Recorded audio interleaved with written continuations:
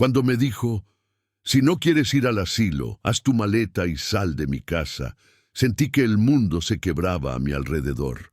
Las palabras de mi hijo, Pablo, resonaron en las paredes como un trueno que anunciaba el final de algo que alguna vez fue hermoso.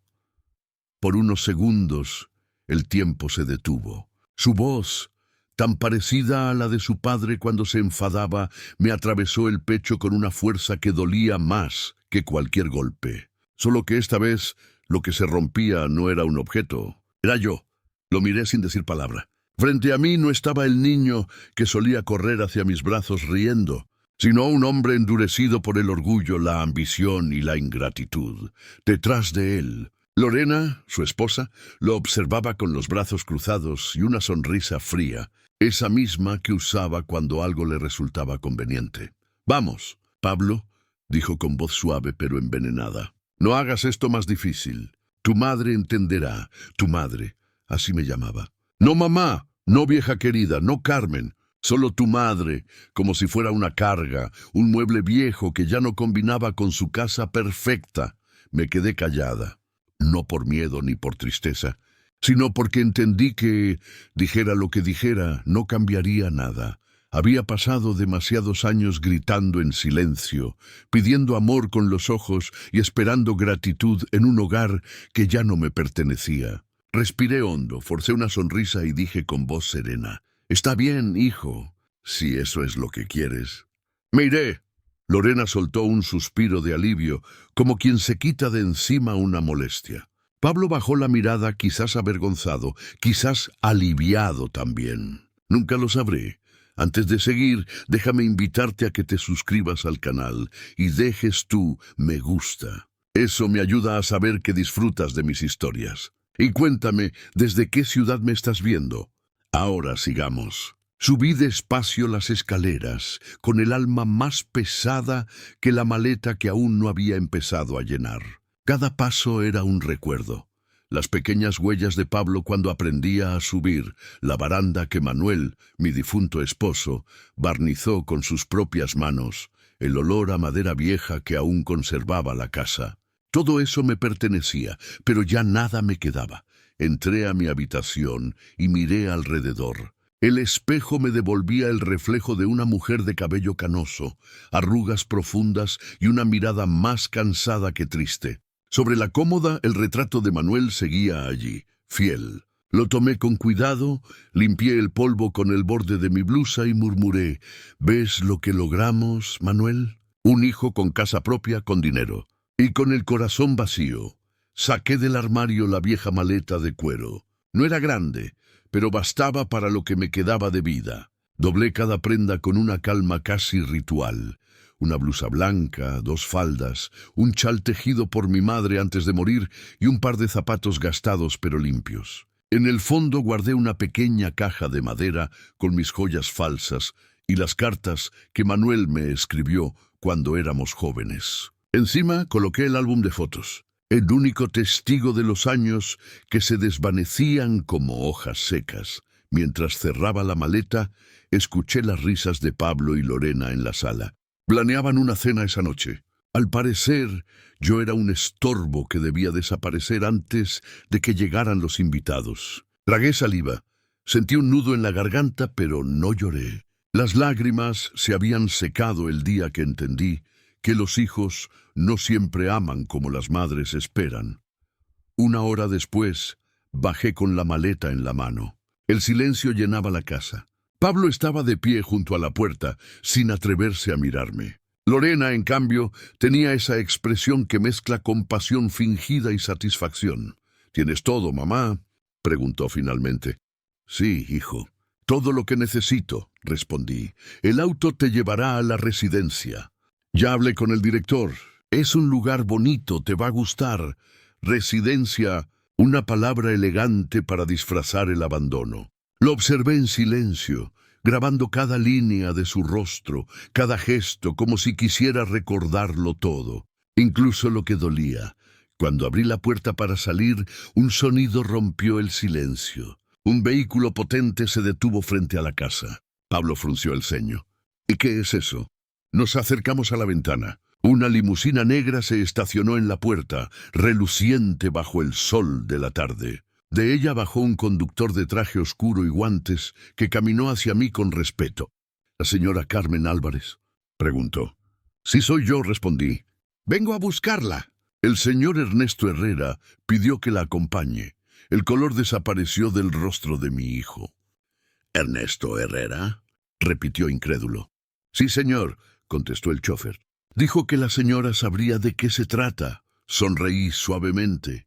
Recordaba ese nombre. Un nombre del pasado que marcó mi juventud con ternura y promesas que nunca se cumplieron. El destino, caprichoso como siempre, lo traía de vuelta justo cuando la vida intentaba borrarme. Pablo me miraba confundido. Lorena tenía la boca abierta. ¿Qué está pasando, mamá?, balbuceó. Tomé la maleta, respiré profundo y le respondí con calma. Nada, hijo, solo que el asilo que me espera es mucho más grande de lo que imaginabas. El chofer abrió la puerta de la limusina. Antes de salir me giré hacia Pablo. Cuida esta casa, hijo. Algún día entenderás lo que perdiste. Crucé la puerta sin mirar atrás. El sol me dio en el rostro. El viento movió mis cabellos blancos. Por primera vez en muchos años, no me sentí vieja. Me sentí libre. La puerta del auto se cerró con suavidad y el motor rugió levemente. Mientras nos alejábamos, vi por el espejo retrovisor a mi hijo de pie en la acera, paralizado, observando cómo su madre desaparecía dentro de una limusina que jamás habría imaginado. Sonreí con calma. El destino acababa de dar su primer paso. La limusina avanzaba por la carretera, dejando atrás el barrio donde viví los últimos 30 años. Miraba por la ventana sin parpadear, viendo cómo los árboles se desdibujaban y las casas se volvían pequeñas, como recuerdos que se apagan en la distancia. El silencio dentro del auto era tan profundo que podía escuchar los latidos de mi corazón. El chofer, un hombre de cabello gris y modales impecables, me observaba por el espejo retrovisor. El señor Herrera pidió que la lleve directamente a su residencia, dijo amablemente. Está muy emocionado de verla, asentí sin hablar. Mi garganta estaba cerrada, como si las palabras se hubieran quedado atrapadas durante todos estos años. Ernesto Herrera. Hacía más de 40 años que no escuchaba ese nombre. Lo amé cuando tenía 22, cuando la vida todavía parecía generosa y el amor era una certeza. Pero la pobreza, las responsabilidades y las decisiones que no se pueden deshacer lo apartaron de mí. Nunca volví a saber de él, aunque a veces, en las noches de insomnio, su recuerdo me visitaba con la suavidad de un perfume antiguo. El coche se detuvo frente a una reja de hierro forjado. Al otro lado se extendía una propiedad que parecía sacada de otro mundo. Jardines amplios, un sendero de piedra, una casa blanca con ventanales enormes que reflejaban el cielo. El chofer bajó, abrió la puerta y me ofreció su mano. Al poner el pie en el suelo sentí que cruzaba no solo una entrada, sino un destino. Un hombre esperaba en la puerta. Al verlo el corazón me dio un vuelco. El cabello completamente blanco, el rostro surcado de arrugas, pero los mismos ojos. Esos ojos cálidos y firmes que un día me prometieron el mundo. Carmen, susurró él, con una voz temblorosa que me atravesó el alma. No pude moverme. Solo lo miré, intentando reconocer entre las sombras del tiempo al joven que un día me regaló una flor en la feria del pueblo y me dijo que mi sonrisa era lo más bonito que había visto. Ernesto, susurré finalmente. Nos quedamos mirándonos unos segundos, con el peso del pasado entre los dos, pero sin rencor. Él dio un paso hacia mí y me abrazó. No fue un abrazo de amor o pasión, sino uno de reconocimiento. De esos que dicen, por fin, te busqué durante años, murmuró con voz temblorosa. ¿Para qué, Ernesto?, pregunté suavemente. El tiempo ya se encargó de alejarnos, porque hay cosas que el tiempo no borra, respondió. Entonces lo comprendí. Él sabía lo que me había pasado. Supe lo de tu hijo. Lo vi en las noticias. Una vecina me habló de ti. y cuando escuché tu nombre, sentí que el destino me estaba tocando la puerta otra vez. Bajé la mirada, avergonzada, no por haber sido echada, sino por saber que alguien más había presenciado mi humillación. Ernesto me tomó la mano. No tienes por qué avergonzarte, Carmen. Los avergonzados deberían ser los que te hicieron eso.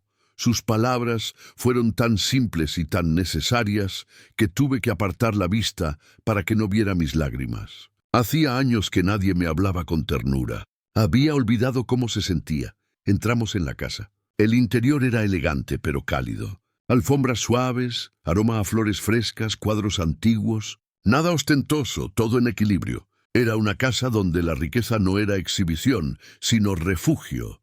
Una joven sirvienta nos recibió con té y pan recién horneado. Ernesto me indicó que me sentara frente a la chimenea.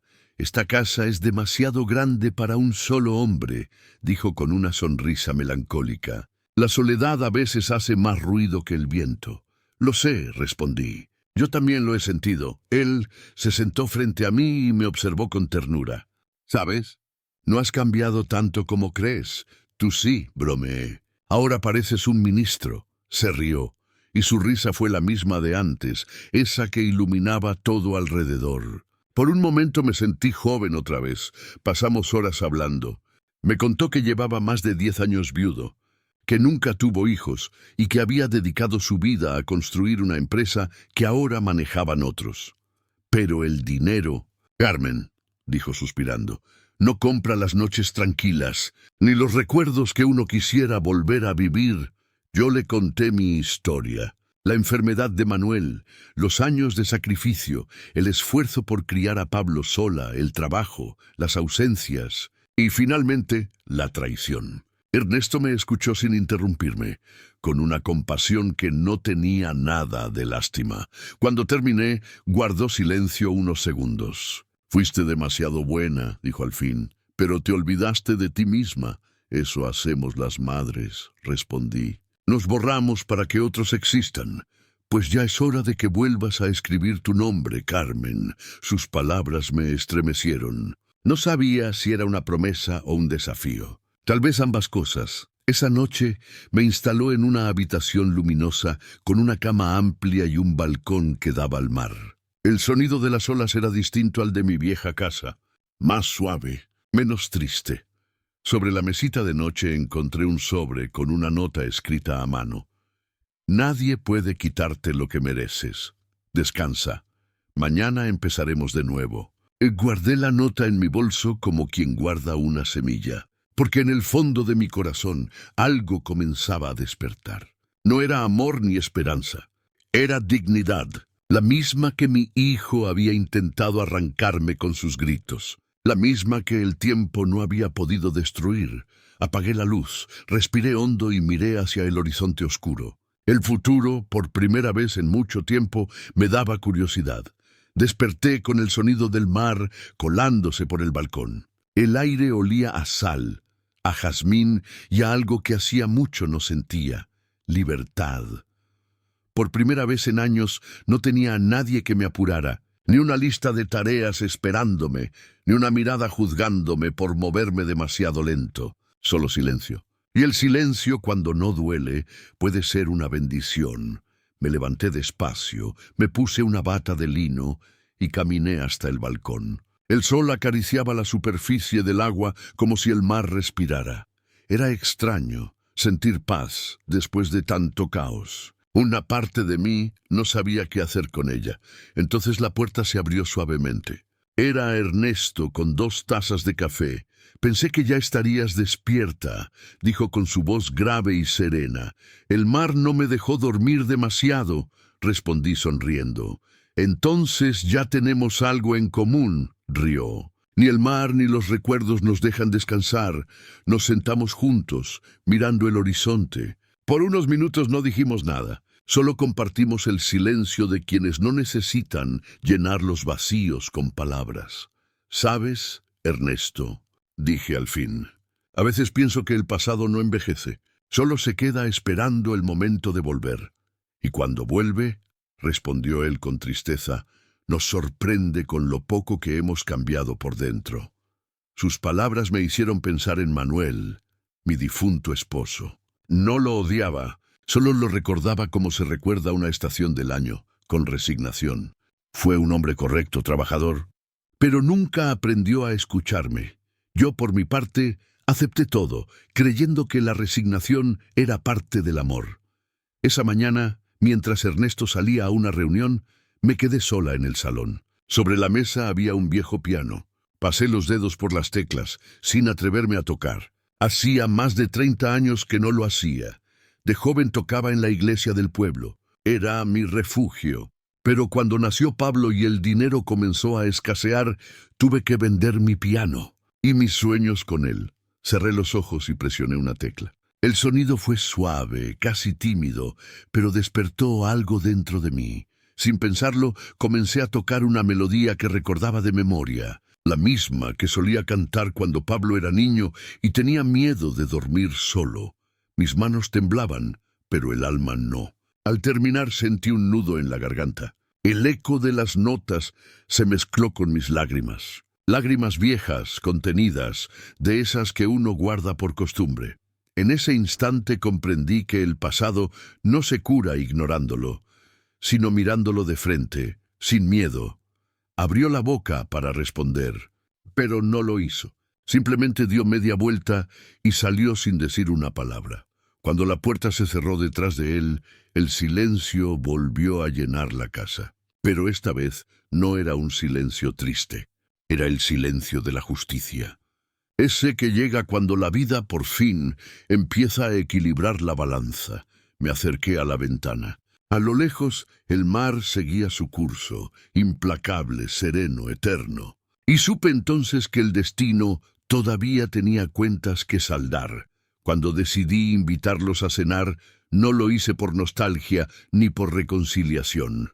Lo hice por justicia, porque hay heridas que solo se cierran cuando uno se atreve a mirar de frente a quien las causó. Ernesto, al principio, dudó. ¿Estás segura de querer eso, Carmen?, me preguntó con tono preocupado. No tienes que enfrentarlos si no lo deseas. No quiero enfrentarlos, le respondí con calma. Quiero que me miren. Quiero que vean lo que intentaron destruir y lo que no pudieron. Una semana después, la casa se preparó como nunca antes. El comedor principal brillaba bajo la luz cálida de las lámparas. El mantel blanco caía con elegancia sobre la mesa. Las velas encendidas proyectaban sombras suaves en las paredes. Las copas de cristal esperaban el brindis. Y el aire se llenaba de una tensión dulce, casi teatral. Esa noche no era una cena. Era un acto de justicia silenciosa. Mi justicia. Esa noche, el reloj marcó las 8 en punto, cuando el sonido del motor rompió el silencio. Desde la ventana vi bajar a Pablo y a Lorena. Él llevaba un traje gris, demasiado serio para disimular su incomodidad. Ella, como siempre, vestía impecable. Con esa elegancia fría que tanto la caracterizaba, el mayordomo los recibió en la puerta. Yo esperé en el comedor, de pie, frente a la mesa que brillaba bajo la luz tenue. Cuando entraron, sus rostros lo dijeron todo. Sorpresa, incomodidad y algo que parecía miedo. «Mamá», dijo Pablo casi en un susurro, «no sabía que vivías aquí». «Hay muchas cosas que no sabes, hijo», respondí con serenidad. «Pero esta es mi casa ahora». Ernesto apareció a mi lado, con esa presencia firme que imponía respeto. Lorena bajó la mirada. Pablo tragó saliva. El silencio que siguió fue más elocuente que cualquier discurso. Nos sentamos a la mesa. Nadie hablaba.